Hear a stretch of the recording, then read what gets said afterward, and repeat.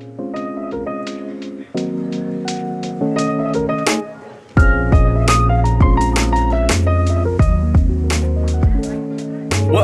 to the Customer Excellence Podcast. I am your host, Jack Malacco, and today I am joined with someone who I've been trying to do something with since, I would say, January. Craig Stoss is the Senior Program Manager at Partner Hero and an all-around fantastic person. You can see him on the SupportNinja website, actually, in one of our testimonials back in the day. Craig, it is fantastic to have you on the show today. How are you doing? I'm doing really well, and thank you so much for having me. It's great to be here, and it is great to finally be able to work together after several months of trying.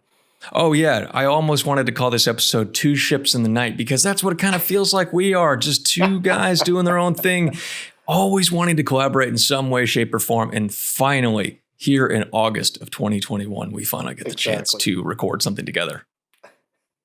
Yeah, perfect. So yeah, happy to be here, and thank you. Thanks for inviting me, and looking forward to having a great discussion. Absolutely. Okay, Craig, we will waste no time at all because I know you're a busy guy. So I've got 13 or so questions laid out here on the docket today. We'll look at these as we go, and we'll get to know a little bit more about you, customer support, and what makes you and what you do excellent. Okay, let's get right into the first one. Craig, tell us about your background. How did you get started in customer support? Yeah, it's a good question, and it actually is a bit of a weird story. I always liked technology. Growing up in the kind of the late '80s and '90s, computers weren't a big thing, but happened to start playing with computers and technology relatively young, probably around 9 years old is when I touched my first computer, and it was a Commodore 64. And so I got into that idea of technology, and then later on in the mid '90s, when the internet was just becoming kind of a thing, the Canadian government realized quite quickly that the infrastructure for the internet was going to mainly be in the major cities, and I lived in a rural community of 500 people at the time, and so they started a program to encourage rural communities to put in internet connections in public spaces like libraries and government buildings and things like that. And I was selected as someone in the community who happened to know a little bit about technology to lead a program within a library of teaching children and senior citizens specifically how to use the internet and how to access government files online, how to concepts with the internet, like how does data transfer, and because these were all very new concepts back in those mid '90s. And I really took to that. I really realized that helping people with technology was something that just really clicked with me. And I went on after that to run a computer summer camp for teenagers. And then when I got into my apprenticeships within my university degree, which was a comp sci degree, all of my apprenticeships were customer facing except one.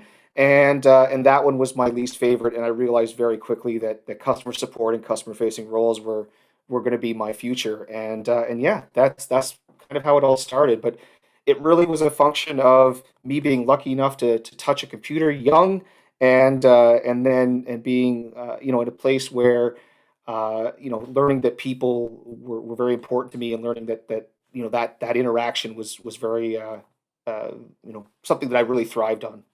Absolutely. So something just clicked when you got that first exposure to computers early on then?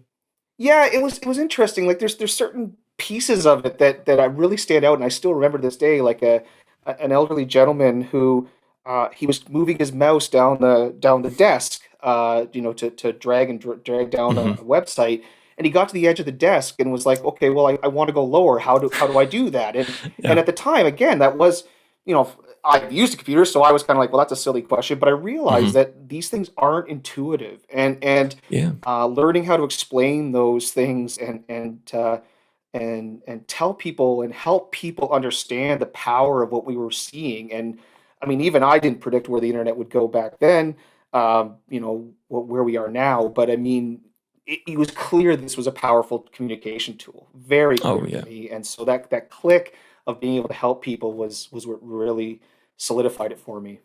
That's fantastic. Well, it seems that's carried over into your professional career quite nicely. Yeah, absolutely.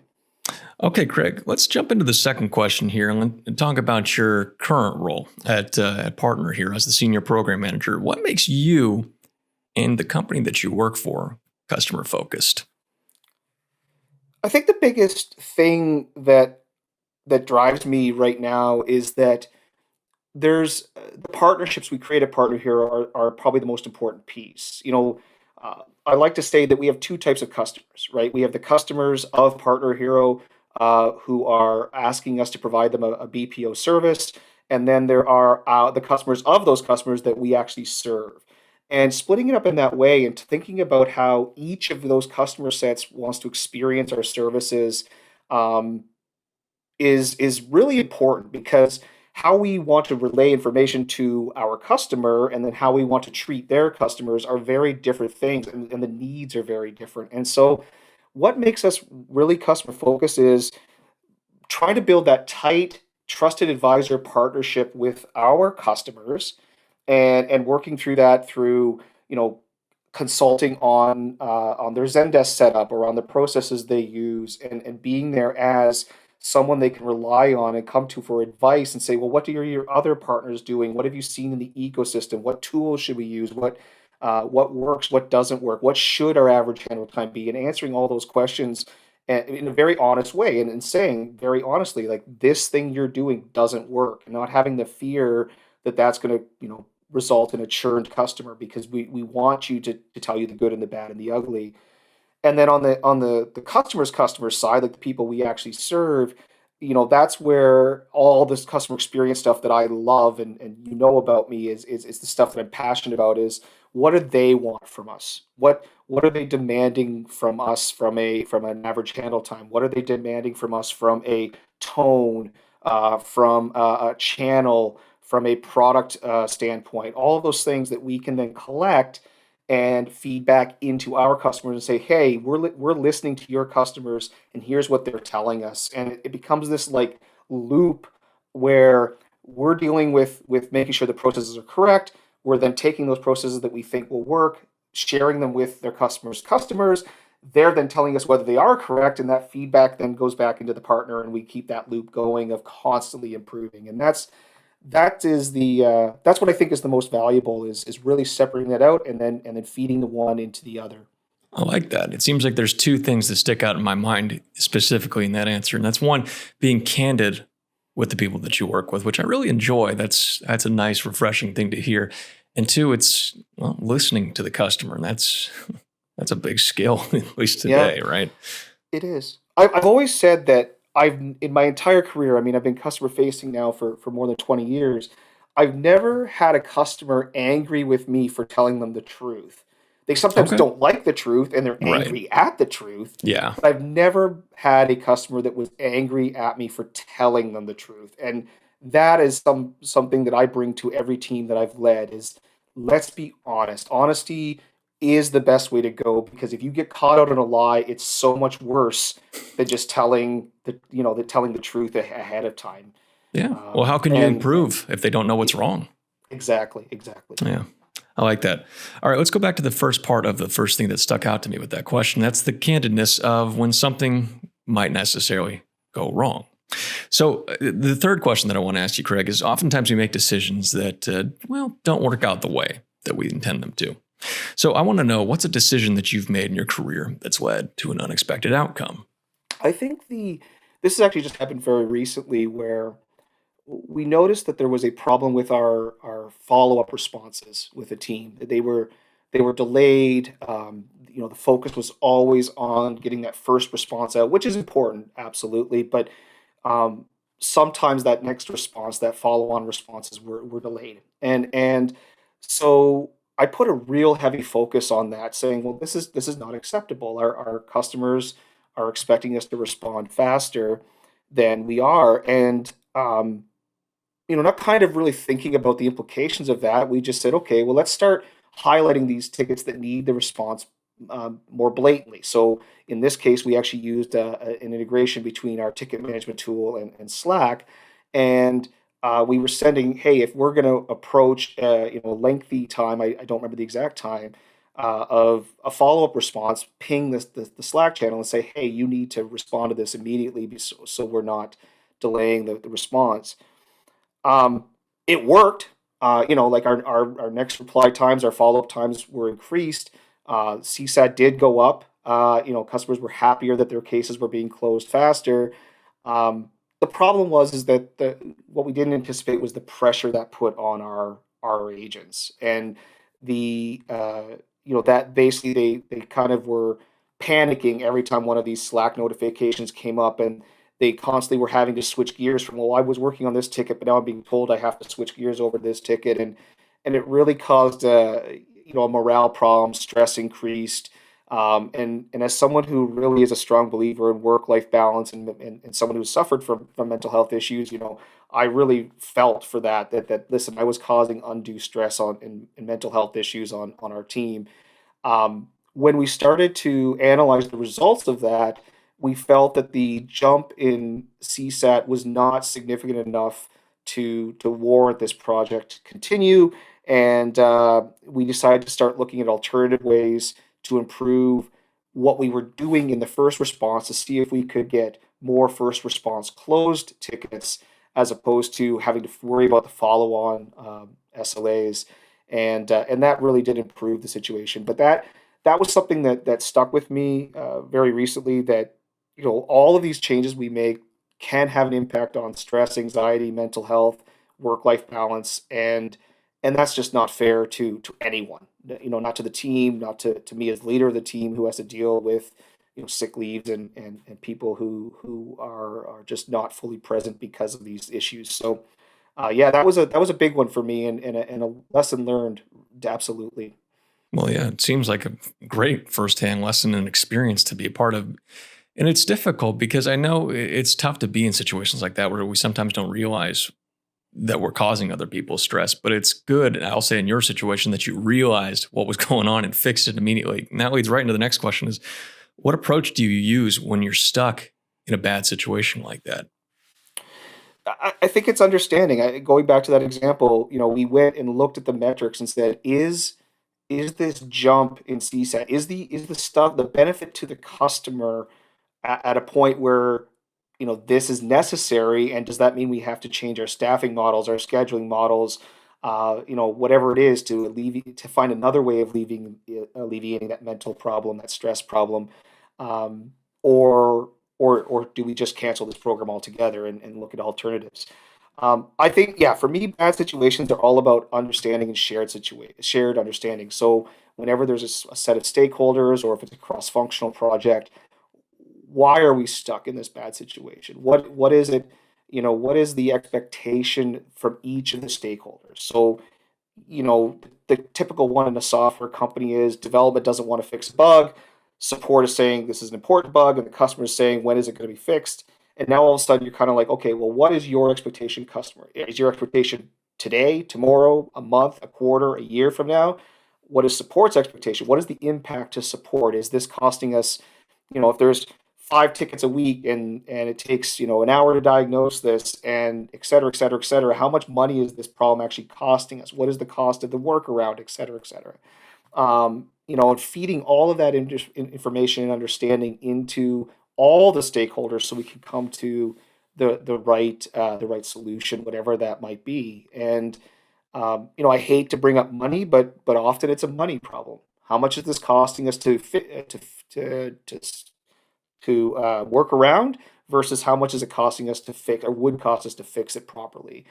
Um, and and that's just part of it, unfortunately. But it's other things like the mental health I said in the last piece. So my big thing is understanding, expectation setting, and communication among all the stakeholders to solve a bad situation.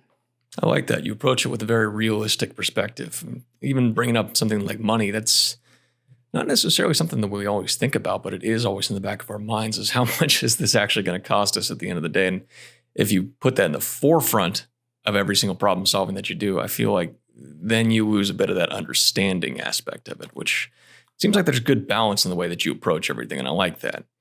And I hate to fixate on all the problems that we face in customer support, but I've got one more question about the problems. And that's, what do you think, at least in your opinion, is the most challenging aspect of customer support?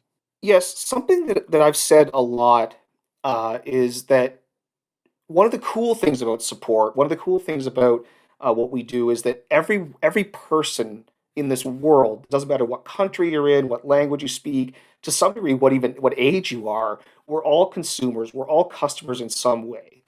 And that's really cool to me. That's exciting that we all have a shared experience which is rare in this world, right? We all have different cultures that our shared experiences aren't necessarily all, there's not that many of them.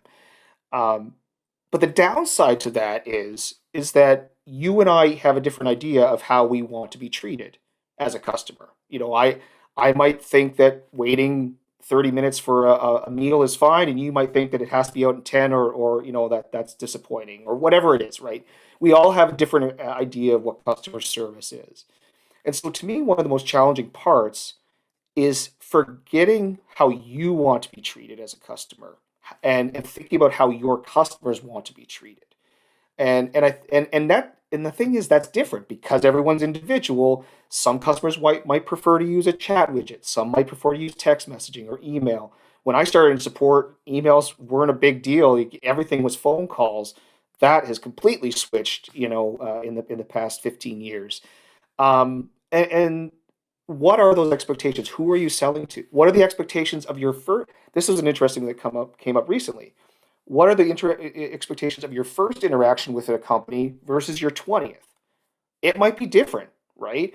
It might be different based on the type of issue you're experiencing. And so, how do you accommodate all of those variances into a support setup? And it's not the same as just saying, well, we're going to offer all the channels. We're going to offer social media support and chat support and text support and email. That's not what I'm advocating.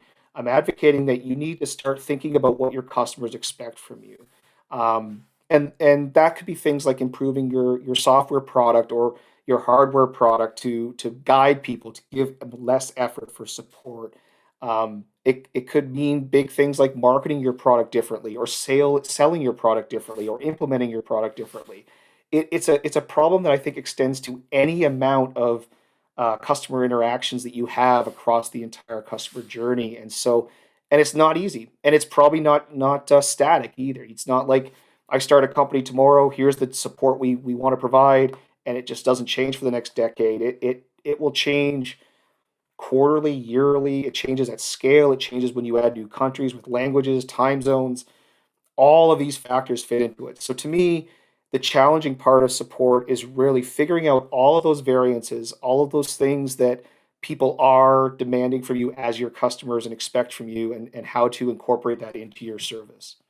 I like that. It seems like it goes back to that idea of understanding, right? You got to step outside your own head and see what everybody else wants. I'm curious though, is there a specific way that you go about understanding these customers, or does it seem to differ on a case by case basis of what each customer wants? You really need to listen to them.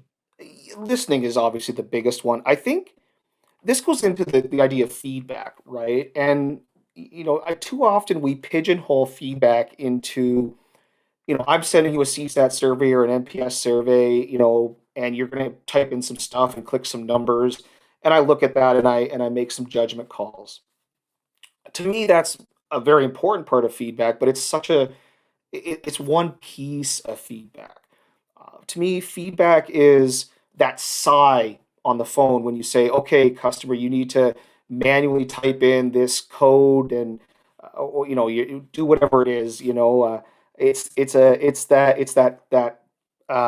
the repeated trend of, I can't reset my password, and it's not obvious how to do that, and you have 1,000 people that call about that, and your reset password feature might be perfect, but if it's not accessible in some way, if it's not effortless and people can't find it, then that's a problem. It's just listening for all of these things that people don't often think about. A perfect example is in the IoT space. I think there's a huge opportunity to be smarter about how people use Internet of Things products, connected, smart and connected products, because um, if you're struggling with some physical device, and all that data is stored in the cloud for the company to have access to, why do you have to then tell the company what you did? I shouldn't have to tell the company, what buttons I pressed and what error messages I got. They have that data, and so understanding where these pain points are and either figuring out how to guide the customer directly from the device itself, or when you do call support, being able to type in a person's, name or account ID and look and say, "Oh, I see you click these 5 buttons. Well, actually, you're right. There's a known bug that if you click those 5 buttons, something doesn't work," or whatever it is. But it's this idea of um, all of that's feedback, right? And we don't listen to the breadth of feedback enough, and then specifically we don't action it enough. What we have all this data, what are we going to do with it? And so I think that the way to solve this problem is just start using your data, um, start assessing these trends. Start using, maybe you have to have some natural language processing software in the background that listens to your calls and hears those sighs or those frustrated tones or those sentiment that's not positive, and then feeds that into something. That could be a product management process, that could be a customer success tool, that could be it could be an executive. It could, a small startup. It could be, "Hey CEO, this is the common complaint. Like, you're not hitting the mark with our customers here." So yeah, I think it's that. I think it's going beyond what we traditionally think about as feedback and realizing that every interaction is feedback. That makes sense. It's going the extra mile to ensure that your customer journey is smooth, right? Yeah. I really like that. I think that the listeners and the viewers can take away a lot from that. Go the extra mile with your feedback. Craig, so I've got to know, right? Who's helped you along the way to get this perspective? Has it been a mentor, a community, or resources along the way, books, podcasts, anything like that? What's made you the customer support leader that you are today? I had a lot of luck in my career. I worked for a small startup who sent me to England. I lived in England for several years, and just helped set up a new support department there. In that role, I was able to travel extensively and meet customers in something like 30 countries. So I got a lot of cultural experience there, from that my support leader there, who trusted me to go and meet these customers directly. Um, and then, I got into leadership positions with really solid leaders who had, mentorship as their main focus, and were able to teach me about what was going right and what was going wrong and approaches. And not, I think the difference was that some leaders I've had are like, "This is how you do it. This is how you have a difficult conversation. This is how you structure a schedule." My leaders were not like that. They were like, "Here's the outcome I want you to achieve. Go and figure out how to do that." And then that goes where you said, community. So support driven has been a huge part of that. I was able to go into support driven and ask questions of other leaders. I got connected into my freelance writing and such that I do, and that helped me because I was able to uh, read and research these, pieces that I was writing, and from a wide variety of thought leaders around the web. Um, we have a strong here in my hometown. We have a strong technology community that helps people. It was set up to help technology companies thrive throughout the community, and I was able to be part of. I started a thought leadership group for support leaders, and so once a month, we'd have 10, 20 support leaders in a room just discussing common problems and bringing in guest speakers. And so it was just about listening, learning, reading. I'm really heavily use Twitter. I follow, no less than 20 or 25 thought leaders in the support industry. Read their articles, read their tweets, have discussions with them. There is a great hashtag CX question of the day that I follow, and some of the questions and responses are things that I've used in my day to day career. So yeah, that's been where it all came from. Was being very lucky in my career to experience the cultural differences within support, leading global teams, working with outsourced partners, such as SupportNinja. Um, and then the communities, where you just get a bunch of like-minded people together that can discuss things and different perspectives. So yeah, that's who's helped me. Absolutely. Nobody does it alone. Craig, it No, absolutely not. sounds like you've had quite the journey along your way. I want Yeah. to know though, how have you grown in your career since the very beginning, when we go all the way back to you teaching that guy how to use the mouse properly in the library? I think if you ask my parents, the one thing that's changed the most in my my journey into kind of an adult of my own is my patience and my tone. I was a very loud, impatient, harsh kid, and likely mostly through high school too, like just very boisterous and overexcitable. And I have a son of my own now who exhibits a lot of those behaviors. But where I've grown a lot is I'm much more calm now. My tone has, evened out. I have gained a lot of understanding on how to have conversations like this one, but also like difficult conversations, about performance or exit interviews, things that you have to withdraw emotion. I've had employees of mine in tears because of personal situations and coming to me for guidance on how to work and accomplish what they need to do, while dealing with these difficult personal situations. And I've had to learn to just be calm and listen. And I remember some advice. I was on a sales. I was doing some tech sales work as part of my support job in England. I was with a sales leader, and he commented on how I tend to guess what people are going to ask, and I would almost interrupt them and try to answer their question before they asked it. And he gave me that mentorship and said, "That's not a great way of doing it. Let them finish. You might know the answer, but let them finish." And those are the types of things that I think I've grown the most in. Is I have that confidence to just be stoic, to listen, to be not get excitable, not bring emotion into emotional conversations, and just be able to try to be that rock for people as necessary, whether that be a customer or an employee. Absolutely. Well, it sounds like that patience is paid in spades with your understanding of the customers and their journey and what they actually want, right? Into that Yeah, feedback yeah, loop. That's good. absolutely. That's good. I think that's something we can all learn. I know, even though I'm very calm on this show, I'm a very boisterous person outside of this. I could probably learn a thing or two from you, Craig. All right, let's jump into the future now. What do you think is going to be, and this is kind of a weird way to say it, the next big thing in customer support? Because you, whether you know it or not, seem to have played a big part in shaping a small circle of customer support. What do you think is going to happen next? Where do you think we're going in terms of customer support?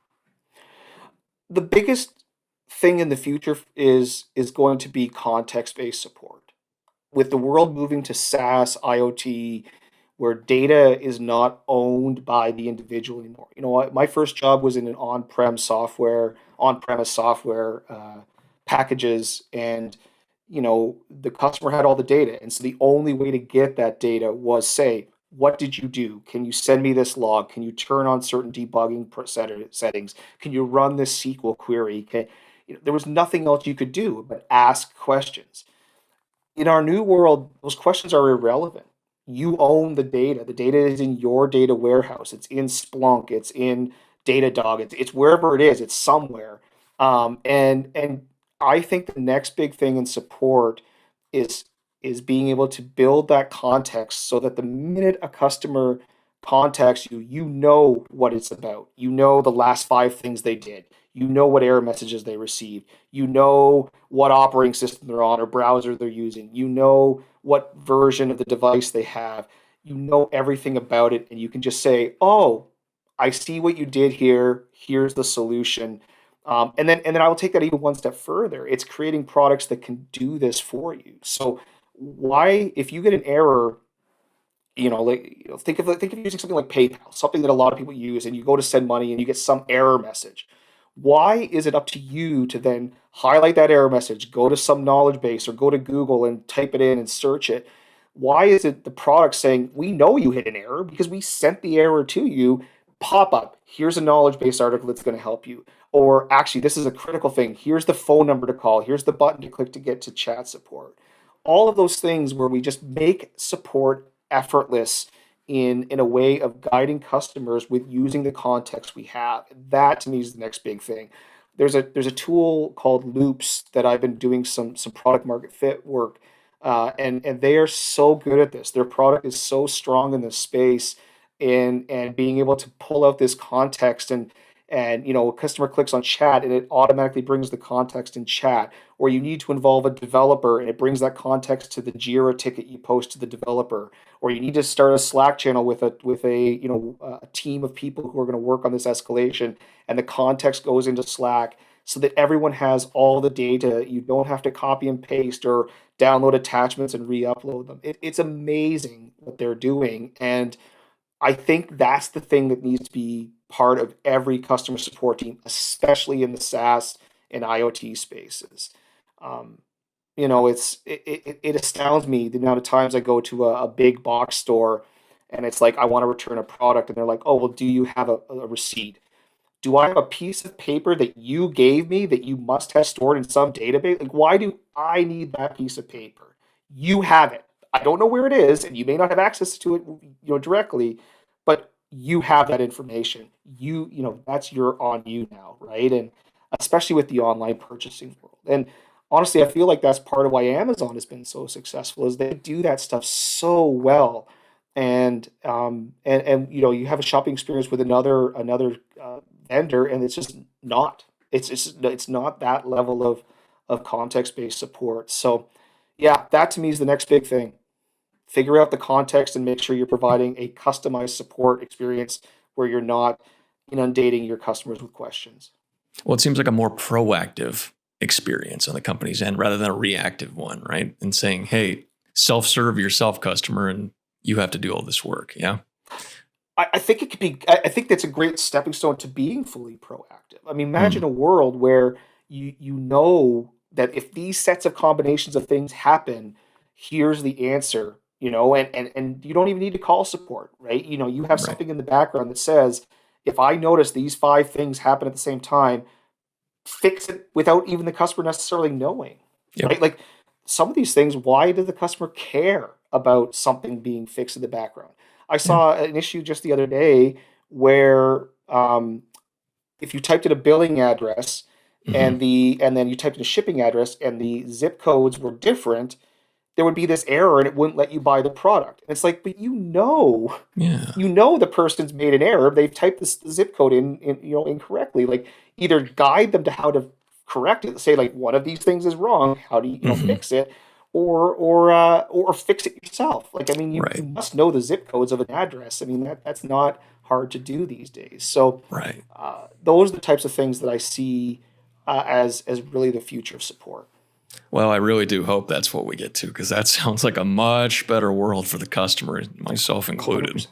I would love that. All right, Craig, we're going to go with one more big one. What's one common customer support myth that you'd like to demystify for our viewers and listeners? I think the biggest myth that I encounter is that customers assume that support has all the answers. And I I, I think where I would like to demystify it is that support should be seen as a guide. Support should be seen as someone who's there to support you. It's in the title. And so when customers get angry and the emotions come out and they start saying, well, just solve my problem, or just I just want this fixed. Like, do it now, or why don't you know the answer, or let me talk to your supervisor. I think that that's the wrong approach, right? You should be saying to this person, what I get that you don't know the answer. What can we do to move this along? What is the next step? I had a situation where I had to fill out some identification verification stuff, and my driver's license had my middle initial on it, and the paperwork that I had my full middle name. And the person said, "Oh, this is a difference. I'm not sure if I can do this verification."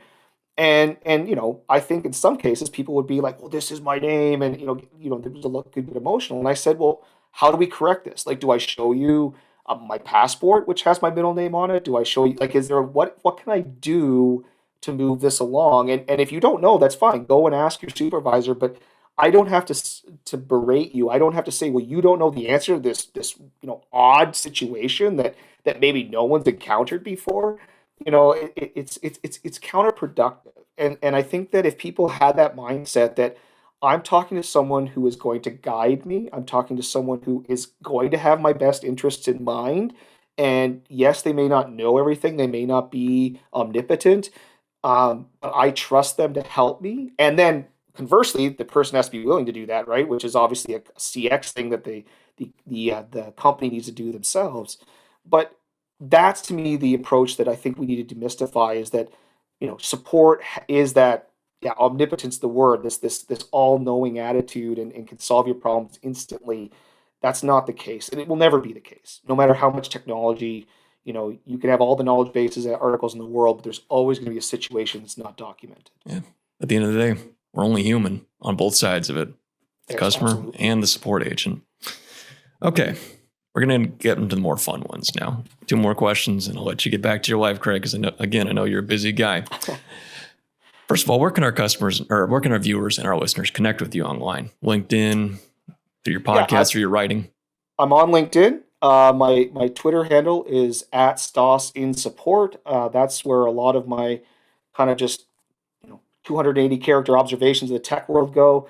But everything about my content, all of my podcasts, my writing, my presentations, and my consultancy services are all available on stoss.ca, stoss.ca.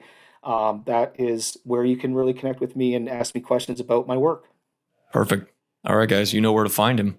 And Craig, we've got one last question for you today. Going back to the title of our show, what does the term customer excellence mean to you? I think it goes back to some of the themes of the previous questions, right? Customer excellence to me is all about treating the customers how they want to be treated in a custom way for their situation.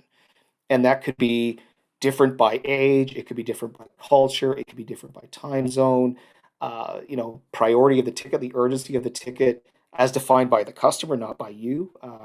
Anything to do with how can I customize this experience to make you happy?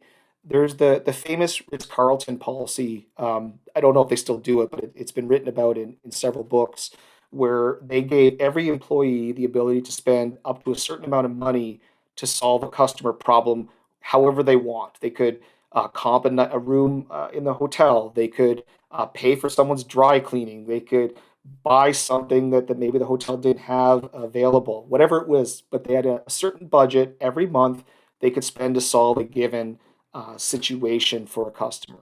That's customer excellence because you're giving the people that solve problems the ability to solve a problem without guidelines, without saying, well, I suppose there's a monetary guideline, but without saying like, here are the 5 things you're allowed to do. It's completely bespoke to the situation. He solved the problem, and that to me is what customer excellence is just not putting arbitrary limits on what support can do, giving them the tools and education to make right decisions for the situation. I really like that, Craig. That's empowering support. And I really enjoyed that. We always believe in that. Craig, thank you so much for joining us today. I have really enjoyed our conversation. I feel like of the few times that we've gotten to talk, I always walk away from our conversations knowing just a little bit more about the world of support. Really Jack, appreciate it. It was a pleasure. Thank you so much.